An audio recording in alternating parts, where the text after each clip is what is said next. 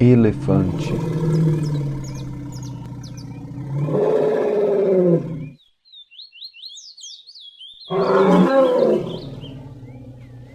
a gestação dos elefantes é a mais longa entre os mamíferos. São 22 meses.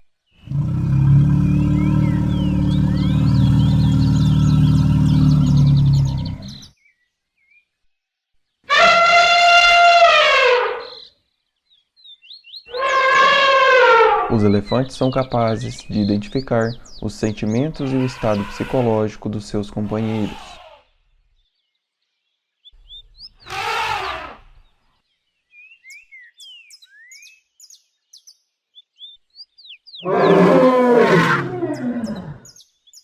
Um elefante chega a beber 200 litros de água por dia.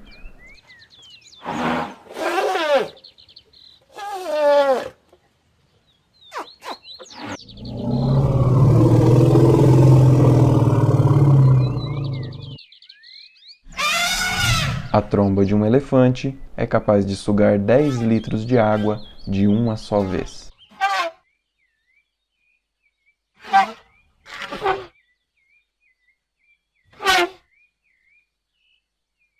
O elefante possui uma audição aguçada, capaz de identificar até mesmo passos de um camundongo.